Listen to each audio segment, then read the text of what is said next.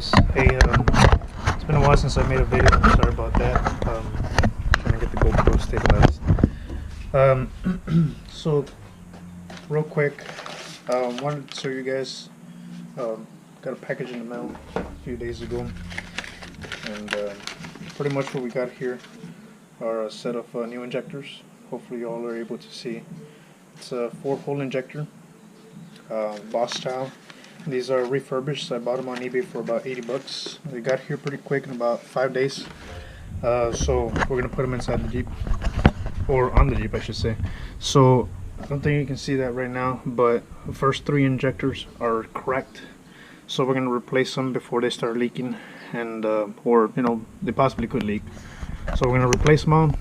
And so first things first, remove your vent cable or your vent tubing from the air box. There's a couple of 10mm bolts that hold them. Keep your bolt holder handy. Pull this out of the way. I disconnected my which is what my accelerator cable from the bracket itself. I'm gonna pull this the opposite way and tuck it somewhere else over here. Pull out your PCV tubing, which apparently I already did by pulling on that. The next thing to do is going to be to unbolt the fuel rail and remove the harness and the cover that connects it. Before you pull the fuel rail, make sure you come by, disconnect your battery. I have some quick disconnects on my battery, so it should be a little bit different for everybody else. I'm doing both terminals just in case. A little extra precaution, never hurt nobody. So I hope you guys can see well. No, it's a little bit later, but we'll try to get some more lighting in here.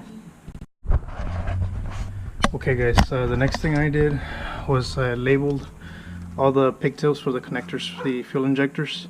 I labeled them 1 through 6 from front to back, and the last one didn't get a label. So I'm unplugging the coolant temperature sensor. I'm unplugging the sensor that goes back here. I forgot what it was or where it landed, but there's a pigtail here, and then there's the last pigtail at the bottom. I'm gonna pull this up and out of the way and throw it that way so we can stay a little bit more clear here. After this, we're still not gonna pull the fuel rail. We still have to open up the Schrader valve and release the pressure from there. But first, before we do that, we're gonna clean out all of this, blow some air so we don't get any more debris into our combustion chambers. Alright guys, so there's not just this and this connector and the one down there for the oxygen sensor. There's also these connectors. There's a few more back there, and some that connect to the throttle body, throttle position sensor, and such. So carefully undo all those plugs. It's going to take a little bit of shimmying and wiggling around. Just mind that some of these are pretty burnt up and pretty cooked up connections, so they might be a little bit hard to get out. As I noticed, I did manage to break 2 of them here and here from the pigtails here, but it shouldn't be too much of a deal. If anything, I'll probably just resolder some new connections to it, or some new pigtails to it. So the next thing, here you can guys see a little bit more of what I was referring to. These injectors are pretty cracked up. I don't know how that affects it, if there would cause it to have any fuel leaks, but don't really want to take a chance, so it's a perfect time to upgrade the fuel injectors here. So here you get a good view of what's going on. Like I was saying, we're gonna undo this right here. We're gonna remove the Schrader valve, and we're gonna try to purge out or bleed out the pressure from the system, from the fuel rail. So time to wear your goggles and your gloves. You don't want to get this high pressure into your eyes. You can lose your eye. Also wear your gloves. The hydrocarbons, they can absorb to the skin, later on cause you some other issues such as cancers and whatnot. So just take care of yourself, guys. Okay, so after you got all that disconnected, you're gonna pull out your fuel pressure, or your fuel gauge, or I should say your fuel line. Sorry about that. Mine didn't have any pressure here at the Schrader valve. I used 3/8 fuel line quick disconnect tool. There's one thing, I've used this tool before in the past for the transmission line. Get yourself a good one. Spend a couple extra bucks and don't get the dollar something ones that come in the assorted package. You're gonna have a hard time with those. So mine had no fuel. I can smell the vapors for sure. So just remember, be mindful of the sparks. Don't smoke. Have your battery disconnected. Watch the sparks, and keep in a well ventilated area. So time to unbolt it. We're going to pull out the 4 bolts that hold it in, and then we're going to shimmy the fuel right out. Okay, so removing the fuel rail really doesn't take any real talent, but each injector that connects to here, to the fuel rail, it has one of these clips holding it in. You got to slide a flathead screwdriver through here, and it'll pop them off, and all of these will come out. Make sure that if your O-ring doesn't come out, it'll probably be in there, so just work them out of there with a pick tool or a flathead screwdriver. I vacuumed it real quick right here, so I don't get any more debris in there, or I don't get any debris. Just remember, stay ventilated, wear your PPE. So each injector gets a little bit of petroleum, Vaseline or petroleum jelly around the O-ring. Just careful not to plug the import portion of the injector. Work them in gently into the orifice of the fuel rail. You shouldn't have to force them in there. Just work them gently in there, and they should pop right in. Stop when you meet any resistance. Try not to put them in sideways, or the O-ring will pinch and will cause you to have leaks. After that, you're gonna do the same thing to this surface, the other O-ring that goes into the manifold, and you're gonna gently pop the fuel rail into place. So see you when we're there. Okay, so now we have everything back in place. I gave this a little bit of time to air out. I have all of my connections back in place, all of my pigtails for my injectors are all back in. My fuel line is connected again with this metal clip. All of these injectors have all those metal clips that we took off at first. We put them back on. I put the cable, a throttle body cable for the accelerator. It's back on and back attached to the throttle body. All the connections that go to all of the sensors are all back on, as well as the one that goes back there to the oxygen sensor at the bottom. So now we're going to connect the battery. The reason that we gave it a little bit of time to wear out is because every time that we connect the battery, these tend to spark up. So now we're going to go and try to start up the Jeep.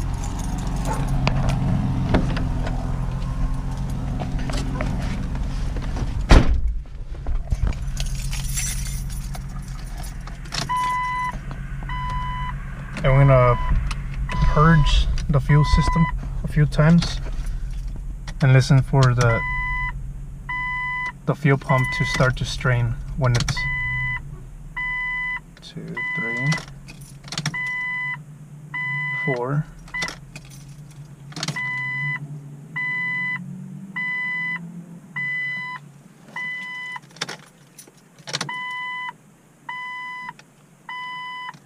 Six, 7, 8, 9, 10, 11, 12, 13. Now we're probably gonna have to go outside since the fuel pump doesn't seem to be reaching an end for its priming, where it reaches that backflow and you can hear that strain on the fuel pump. So we're gonna have to go outside and look at our injectors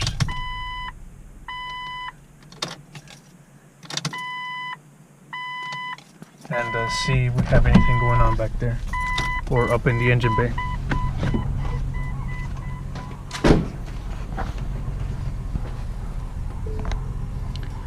And carefully look at all these injectors. Make sure that we have no fuel leaks.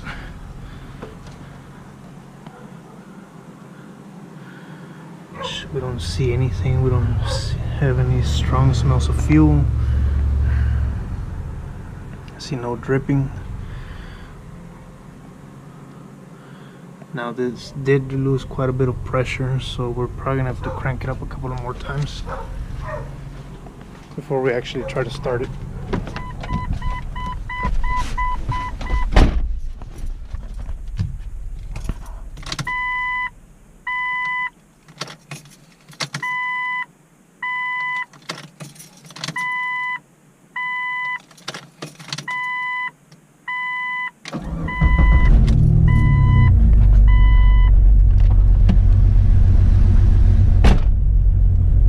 That's actually pretty flawless.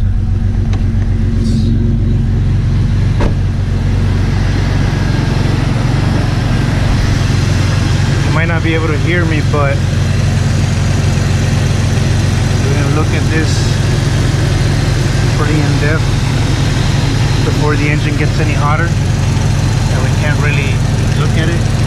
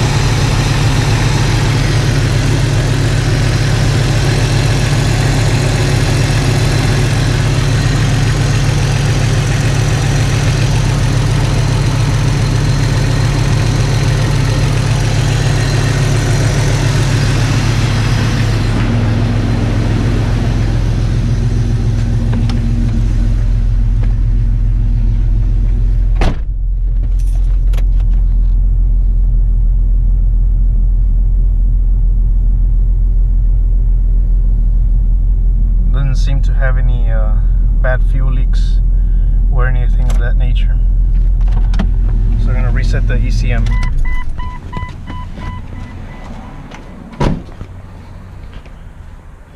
So another YouTuber,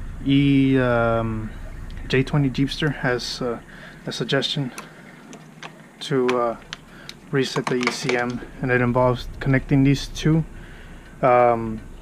disconnecting them from the battery terminal and connecting them to each other for about 30 seconds.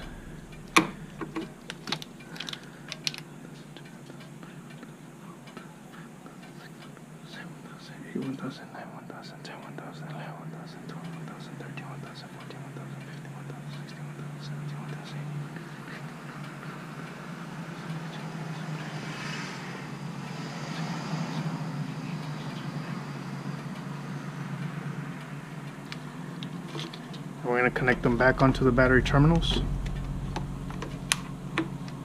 See what I mean?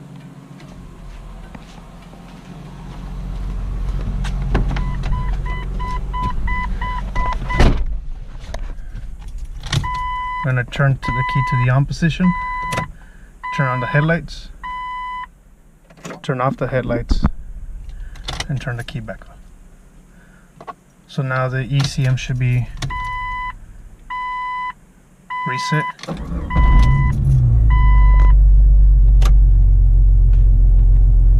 And it should be trying to learn those new injectors. supposedly it's supposed to run a little bit rough at first, and it's supposed to be quite a few cycles before it actually starts to idle correctly or normally. So we're just going to look at the injectors once more, and then make sure we have no leaks, and I guess we'll call this video done. Hey guys, just wanted to give a quick word on this video for the injector swap on the 4.0 Jeep. Now, as I said earlier in the video, opening up the fuel system on the Jeep is pretty dangerous work. I can't stress it enough. You're pretty much doing this at your own risk. Could get yourself hurt, or you could lose your property there. If you do decide to do this on your own, just remember you're doing this at your own risk. If you do, go ahead and please wear your PPE. Wear your gloves, wear your goggles. Stay in an open area. Have a fire extinguisher nearby, preferably. Disconnect your battery and that sort of thing. Now, as far as the injectors go, the information for these for this swap, it's not like it's anything new. It's been for many years around in the forums. A lot of guys have done it. Some of the videos that I used were from Nick from Nick and Time Films, and the J20 Jeepster. He did 2 different videos on the swap, for the older Jeeps and the newer Jeeps as well. I used a little bit of information from both videos and a couple of other ones before I went off and tried to take on this task on my own. Now, as far as the benefit from using these upgraded injectors, you're not going to feel a whole lot of power, or a big dramatic change in it. As far as your fuel economy, you might see a little bit of a change in it. The reason I did the swap on mine was, mine were already cracked, so I figured, why not? And here we are, we did it. As far as the feel from it, it idles a little bit nicer, a lot quieter. Also, the startup is just a teensy little bit faster. As far as the startup, it might differ. I do have a little bit of a problem with the check valve on my fuel pump, but the fuel pump runs just fine. As far as anything else, one of the major contributing factors was probably the vapor lock issue I was having because of the heat. The 4.0 on this XJ produces a lot of heat, and I was having some problems and some big misfires because of that. So with this fuel injector swap, we're gonna see how much we're gonna reduce that, and hopefully we should eliminate most of that. Again, I'm pretty sure I sound ridiculous for stressing it over and over, but please be safe when you're doing this swap. Preferably have a professional do it, somebody who knows what they're doing, and of course, stay safe as always, and well, I guess see you guys on the next one.